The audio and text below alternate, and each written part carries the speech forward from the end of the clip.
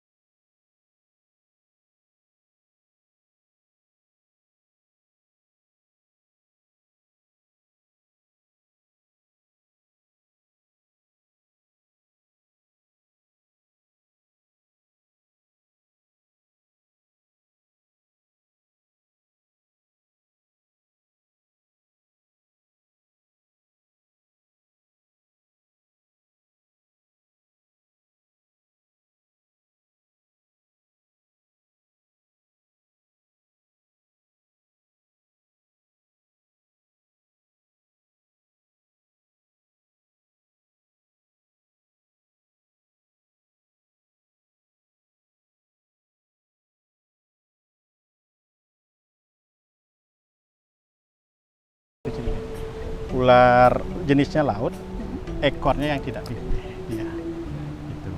Jadi sebenarnya berbisa, tetapi setiap ada upacara 6 bulan sekali itu selalu keluar. Ular putih, Pak, Iya, ular hitam putih.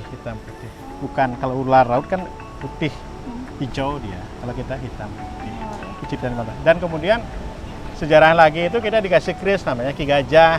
Keris itu kita simpan di Puri Kediri namanya. Setiap odalan itu namanya 210 hari. Setiap odalan 6 bulan sekali itu keris itu, senjata itu dibawa ke sini. Ya, dibawa ke sini itu dengan jalan kaki. Jadi mereka ke sini jalannya 10 kilo, kemudian baliknya mereka 10 kilo. Itu sejarahnya, ya.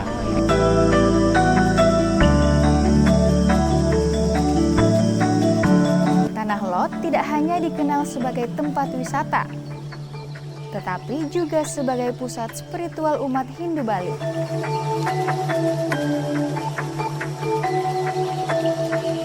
Terdapat 12 pura yang berada di lingkungan Tanah Lot Bali.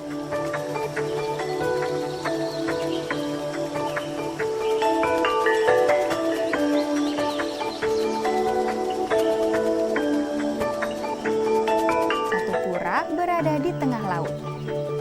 Pura ini berdiri kokoh di atas batu karang besar, seolah-olah menjadi penjaga lautan sejak abad ke-16. Dibangun oleh Dang Hyang Nirata, seorang pendeta besar. Pura ini lahir dari perjalanan spiritual yang membawa kedamaian dan berkah bagi masyarakat sekitar.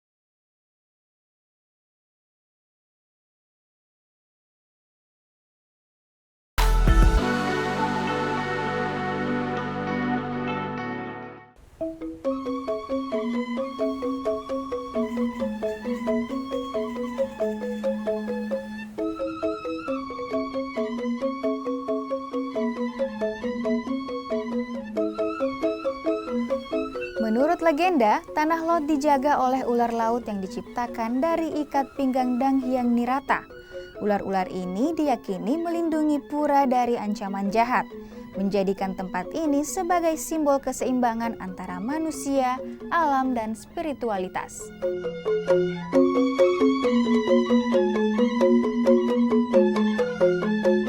Kalau mungkin bagi umat Hindu, Pak, Pura Tanah Lot ini bagaimana? Gini, Pura Tanah Lot itu sejarahnya adalah pulau yang terbesar. Ada pura terbesar di Serkaya namanya di Bali, termasuk kalau Besakih saya ngomongin itu paling besar dia. Kita ada Tanah Lot, kemudian ada yang namanya Pulaki, kemudian ada Rambut Siwi. Jadi mereka setiap sudut Pulau Bali itu semua ada puranya. Tujuan apa? Menjaga daripada keamanan Pulau Bali. Kembali soal Pura Tanah Lot, kan ini kondisinya sekarang berada di tengah laut. Ya. Itu bagaimana, Pak, ya, ketika umat Hindu ingin beribadah di sana? Gini, kalau untuk beribadah itu ketika pasang kami punya tempat beribadah. Nah, ini namanya penyawang. Ketika mereka tidak bisa naik ke atas, mereka bisa cukup sembahyang di sini saja. Ya. Pak, soal wisatawan, berapa banyak sih, Pak, dalam sehari wisatawan? Oh, untuk kunjungan. Jadi kunjung kita setiap hari itu rata-rata itu 4.000 orang per hari. Tapi kalau weekend kita Sabtu itu bisa 5.000, 6.000. Tapi kalau dia liburan itu Juni, Juli itu kita liburan 2 kali setahun sampai Desember itu bisa 18.000. Dulu kita pernah tembus 21.000 dalam sehari. Sehari. Bayangkan nggak 21.000 seperti apa? Ya. Macet juga tidak, karena begini, mereka berkunjung itu ke Tanah Lot itu maksimal mereka itu cuma 3 jam. datang mereka. Iya. Jadi pulang, ya syukur kami juga wilayah kami itu hampir 25 hektar, jadi tidak ada desak-desakan. Yang jelas tanah laut itu aman, nyaman, Biasa. air bersih. Luar biasa sekali Pak. Soal toko-toko yang ada di depan tadi Pak bagaimana ya? Oh gini, untuk toko-toko itu satu ada dari pemerintah daerah, kabupaten, kebetulan Kabupaten Tabanan, kemudian lokasinya juga dari Puro. Puro itu namanya yang punya tanah ini, ada beberapa puro yang punya. Itu Pelabo Puro namanya. Kemudian yang penting lagi juga itu adalah milik pribadi. Jadi kami kelola di sini ada 3. Ada pemerintah daerah, kemudian ada Pelabo Puro, dan tanah pribadi. Ya Pak, selain dari Pura Tanah Lot, apa yang menjadi daya tarik lain? Ya gini, Tanah Laut terkenal dengan satu, puro yang ada di tengah laut, kemudian sunset. Nah, sunset itu yang kita pernah menjadi suatu majalah luar negeri yang terbaik, bahwa sunset Tanah Laut itu masuk Luar biasa kategori ya. terbaik. Ya, kemudian sunset kita baik, kemudian kita ada juga tempat untuk main selancar.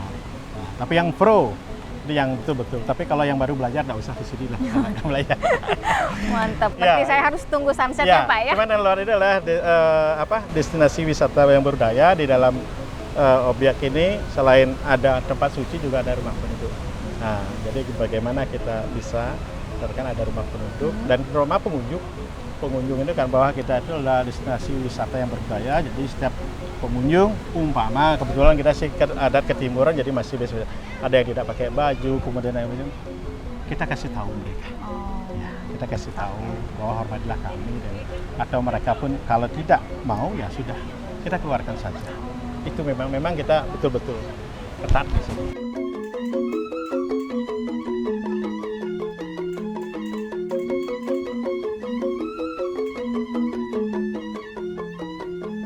Tanah Lot adalah pertemuan antara keajaiban alam dan karya manusia. Karang besar tempat pura berdiri adalah saksi kekuatan ombak Samudra Hindia yang tak pernah berhenti menghantam, menciptakan pemandangan dramatis yang sulit dilupakan.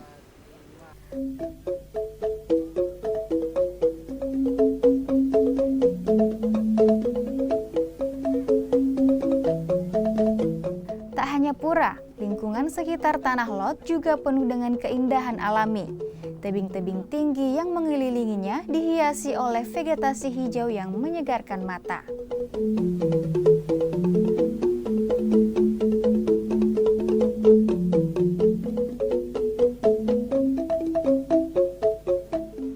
Dari atas tebing, Anda bisa melihat panorama laut lepas yang membentang sejauh mata memandang. Tempat ini benar-benar surga bagi para pencinta fotografi. So everything, from the beaches to the people and even the traffic, I like it. The people are so, in a uniform way, they are following the traffic, and it's mind-blowing. So the one is the nature, whole surrounding the sea and the greenery here, and second is the people. They are really nice here. Okay, so all the internet, through our friends from India, they also advised to come here, and through the Instagram, Facebook, we were seeing it. So yeah, we liked it.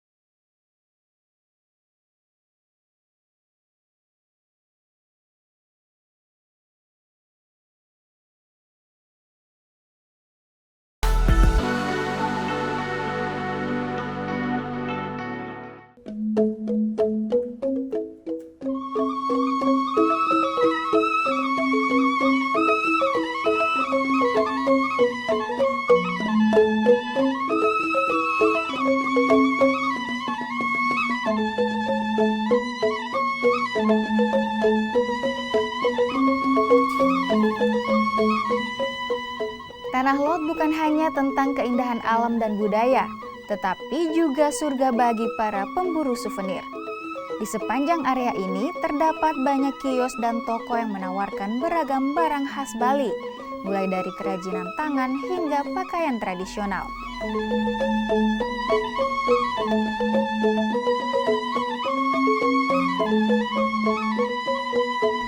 sini ya kebanyakan kalau murid-murid udang gini suka baju-baju sutra topi, baju sutra gini-gini.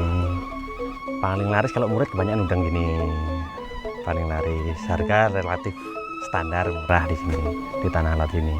Ya mayoritas sih sekarang kalau bulan-bulan gini udah mulai agak rame sih, agak rame. Kalau apalagi Desember gitu, kalau bulan-bulan puasa itu baru sepian. Kain Bali ya ada juga yang tergantung sih peminatnya. Biasanya sih ada juga yang sering karena harganya juga relatif lebih murah kan biasanya di sini. Ya, banding yang lain.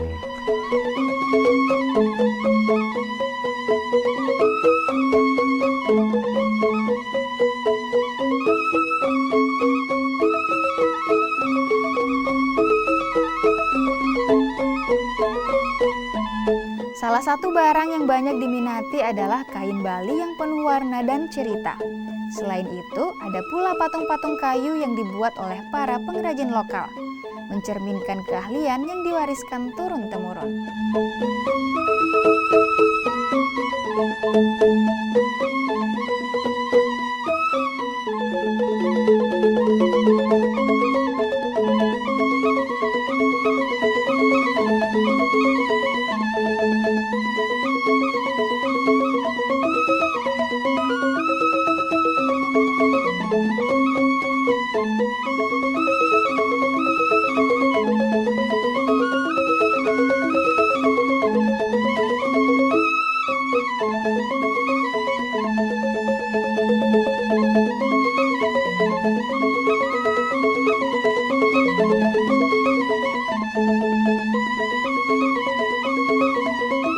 Iya, soal ini Pak, oleh-oleh kan tadi saya sudah jalan-jalan sedikit melihat banyak karya-karya mungkin ukiran tangan warga lokal itu dibuat DTW sendiri atau bagaimana Pak? Ya, memang kita pekerja UMKM ya. Kalau di sini seperti kerajinan ada yang serabut dari batok kelapa, ya berbentuk kayak keradu. Memang kita kerjakan di wilayah kami di sini. Kemudian ada juga ukiran kayu, itu juga masyarakat juga ada yang ini. Kemudian ada kerajinan dari batok kelapa, berupa ada yang gelas, kemudian berbentuk piring, asbak, itu juga masyarakat kita juga. Jadi kami itu dari 10 kecamatan, jadi setiap kecamatan itu kita tampilkan lewat IKN. Mungkin adik nanti bisa lihat di sana, kita udah pajang-pajang mereka di setiap kecamatan itu ada. Nah, itu salah satu jenis promosi kita untuk wisatawan yang datang ke Tanah Lot.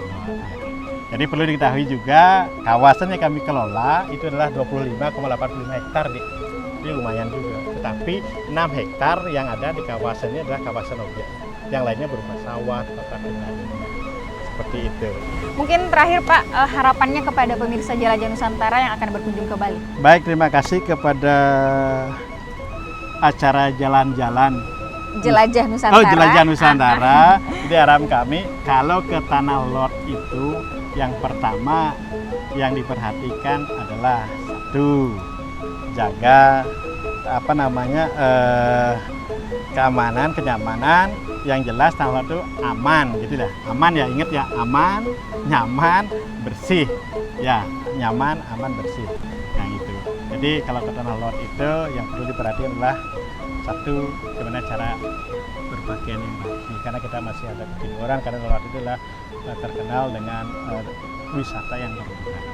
Itu sih harapan kami untuk Jelajah Nusantara. Oke, makasih banyak Ya, Pak. mari ya. Ya, mari Ya, saya mari. jalan-jalan dulu. Iya, saya jalan dulu ya. Iya, Pak.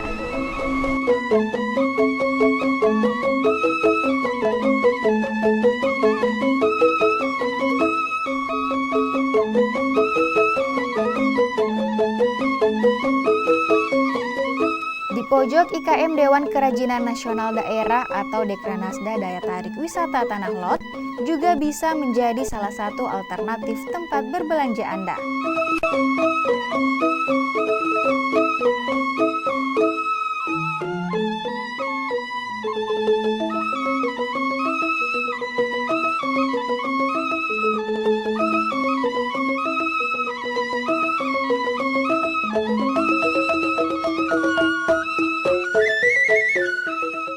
produk yang dipajang di sini adalah asli hasil kerajinan tangan para IKM dari 10 kecamatan di Kabupaten Tabanan.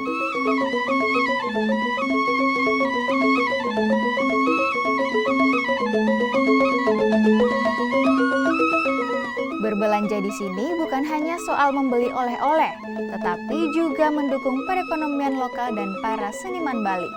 Setiap barang yang Anda beli adalah bagian dari kisah Bali.